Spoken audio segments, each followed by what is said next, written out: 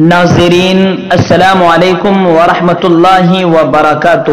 اس وقت قائد محترم قائد ملت اسلامیہ ہند صدر جمعیت علماء ہند صدر المدرسین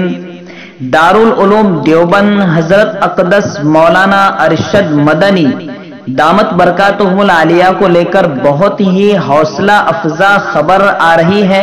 جو کہ دیوبند ٹائمز نے شائع کی ہے۔ ہو بہو میں آپ کو وہ پڑھ کر سناتا ہوں۔ نئی دہلی، آج تبلیغی جماعت کے خلاف مملکت سعودیہ عربیہ کی وزارت شؤون اسلامیہ کے بیان کے پس منظر میں جمعیت علماء ہند کے صدر مولانا ارشد مدنی نے ہندوستان میں سعودی سفیر محترم سعود محمد بن ساتی سے ملاقات کے دوران کہا کہ جماعت تبلیغ کے سلسلے میں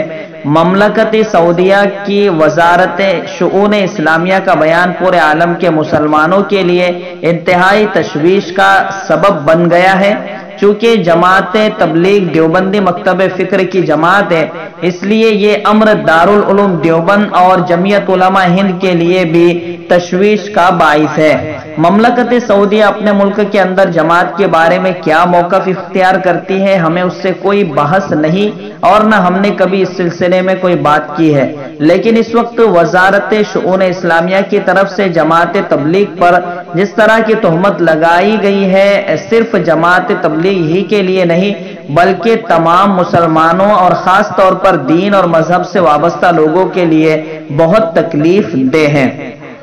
ہم نے یہ چاہا کہ ہم اپنی اس تکلیف اور جذبات کو مملکت سعودیہ کے سفیر محترم کے واسطے سے وزیر شؤون اسلامیہ تک پہنچائیں اور ان کے اس بیان کے نتیجے میں کیا مشکلات اور بدترین نتائج دین سے وابستہ مسلمانوں کو پہنچ سکتے ہیں ان سے خبر کر دیں۔ مجھے بڑی خوشی ہے کہ سفیر محترم نے بڑے اچھے ماحول میں میرے خط کو پڑھا اور اس موضوع پر گفتگو کی اور اس سلسلے میں مجھے بہتر سے بہتر تعاون دینے کا انہوں نے مجھ سے وعدہ کیا ہے اور یہ بھی فرمایا کہ تم یہ سمجھ لو کہ یہ خط وزارت شؤون اسلامیہ تک پہنچ چکا ہے، وہاں سے مجھے یہ توقع ہے کہ تمہاری توقع کے مطابق جواب آئے گا۔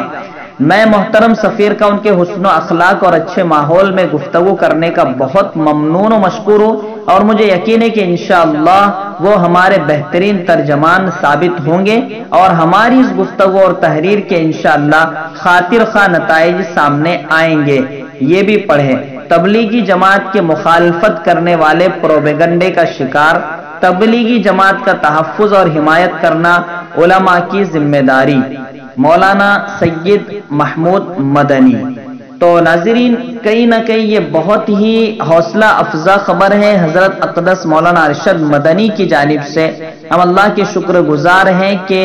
اللہ نے ایسے اکابرین ہمارے درمیان آج بھی موجود رکھے ہیں۔